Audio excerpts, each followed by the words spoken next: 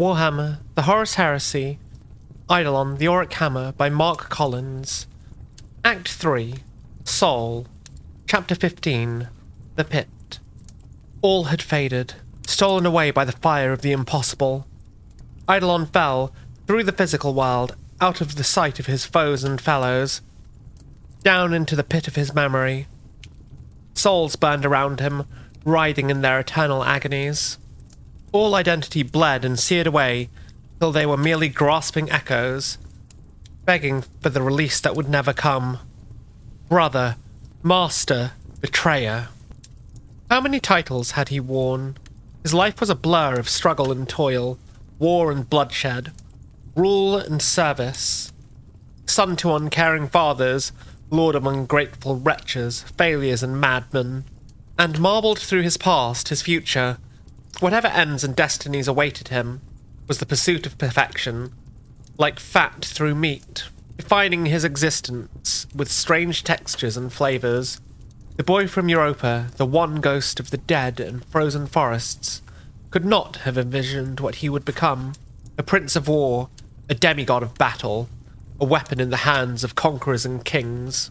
There was only fire and shadow, smoke and madness. The warp surged and boiled around him, tearing at him with lamprey jaws made of old spite. The world melted away below him, Tetracola becoming but a distant recollection, as faded and war-torn as it had been when he had conquered it. He remembered kneeling in its dust, the fingertips upon his chin, father's fleeting approval. Yet now he fell, a discarded implement, a forgotten tool. Memory clawed at him as he plunged through the ashen grip of the warp, through the dust and grit of a dying terror and the black sand of Istvan. The shards of prismatica scored across his skin in a cleansing tide, washing away the shame of his failure and mutilation. Pain fled suddenly in his throat, so the anathema was with him once again. He could almost feel the hot blood spurting down his chest, flowing freely from the decapitation strike that had ended his first mortal existence. Then onwards, as the searing light of Fulgrim's apotheosis washed over him, burning through his very soul. He was falling through the fire, through the pain, through the ecstasy that had propelled his gene-father. Like passing through the heart of a star, this was the warp's poison and promise. The fire of annihilation that would consume the galaxy, cast all things to ashes. Power, but at such a cost that to embrace it was to clasp dissolution and insanity to the breast. The salvation of the Third and its damnation, all in one. They could become bright and shining beings of limitless perfection, or a base and forgotten memory. All was possible, and yet it was a doomed hope. A dream that demons would fuel, only so it could be turned back upon the dreamer. Riven through it all was the siren song of the Maravaglia. Kinska's epic boomed and burned through and beyond time. It was everything. The rapturous call of Slanesh itself. It had not been created, merely conjured anew. It was the power that had dominated the lair, and had called like to like, time and again. The questing souls that sought perfection inevitably danced to its tune. He realized too late that he was not alone in the darkness of his fall. Something was moving, just out of sight, just at the edges of his perception. He spun about, watching it dance away, flickering like an after-image, burning. Great columns tumbled through the fire-slicked void. Ancient weathered stone. The great fossiled trees of his youth. They broke apart as they fell, shattering into fragments of a dead past.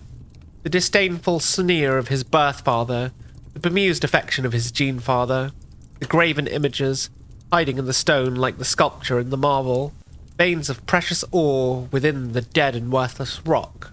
Civilizations had risen from less. Eidolon blinked and his fingers twitched.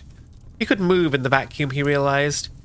He forced himself up, straightening as he struggled against the feeling of weightless helplessness that had gripped him tight. Enough! He screamed into the void, letting his psychosonic gifts fill the empty space, obliterating the rack and ruin of other times and places. His rage imposed a fragile sense of order upon the roiling chaos that surrounded him.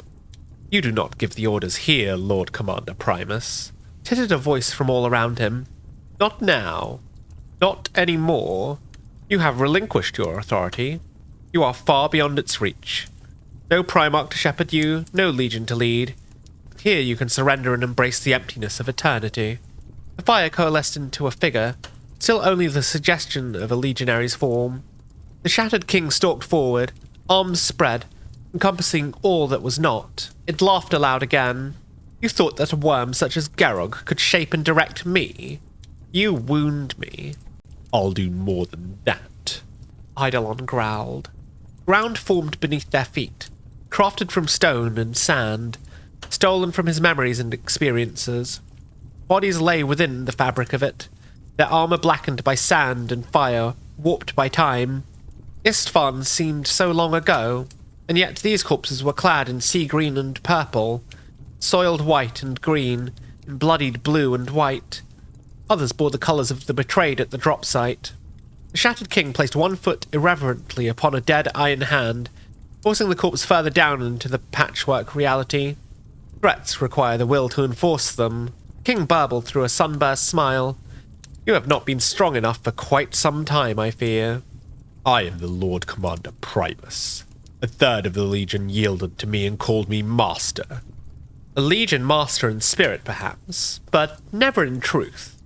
The moment Fulgrim's great cry found your fractured soul, you came running.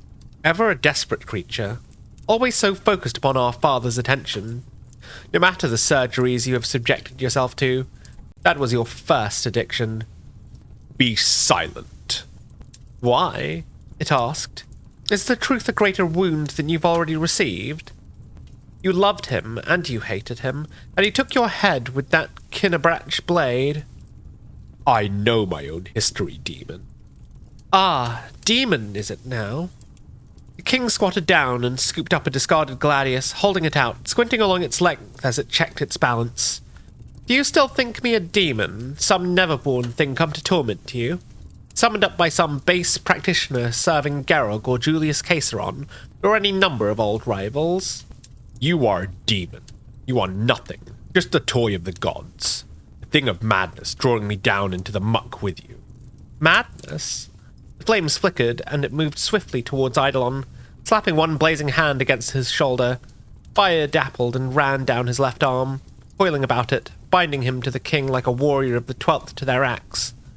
Is it madness to fight it, brother? Our glorious unity? Our promised destiny? I am not your brother, Eidolon snapped. Oh, but you are, the king purred. The fire rippled and flowed, becoming form, becoming flesh. Armor resolved itself from the form of flames. The plate was purple and gold-rimmed. The make of the armor utterly flawless. Crafted by skilled and dedicated artisans. White hair pulled from its scalp, and the face revealed was haughty, judgmental, barbed with wicked humor. For a moment, Eidolon had feared the face he would see would be Fulgrim's, his father toying with him, come again to take his life. He felt fatality fleeing him, drawn through the fiery umbilical, back into the thing as it revealed itself. It was not Fulgrim. Eidolon's own face stared back at him, unruined by time or circumstance, bearing all its old strength and beauty and arrogance. Fire still burned in its eyes, rings of captive light thrumming within the coils of its irises. It is so very good, my brother. The other soul purred. Be with you once again. Oh my word. What a fantastic little twist. I liked that. I kind of had some suspicions, but I wasn't really sure. There wasn't quite enough evidence. So I love that the way it's revealed, how the whole time it's... I mean, he's called the Soul Severed, so does that mean when Eidolon died, his soul was left in the warp? Is that what happened? Is this his soul trying to reunite with its body? But it has its own self-awareness, its own sentience. Are they really the same person? I'm not so sure. Is it really Eidolon? Is it truly a trick of the warp? It's, I'm sure that Mark will tell us, the author Mark will tell us later on. It's interesting to think about. I liked it. I liked the exploration of this little warp reality or inner world. I'm not sure which. I'm not sure which. I suppose we're going to see a bit more of that down the line. I hope it won't take too long. Anyway, if you liked that, please do stick around. I hope that you'll enjoy the next chapter coming out very soon. That was quite short. There's not really that much left to go of this book. 5 more chapters, but they're all quite short, I think. Well, short compared to some of the longer ones we've got left. But we'll be getting to the end of the story soon, I think. Anyway, thank you so much for choosing to spend your time here. I hope you enjoyed my reading. I hope that you go out and support the official release. Go check it out on Audible.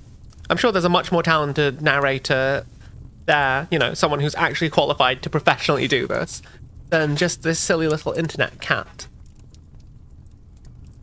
But yeah, I hope you have a wonderful day or night wherever you are in the world. Do like and share and subscribe if you did. And thank you once again. I'll see you next time, okay? Mwah.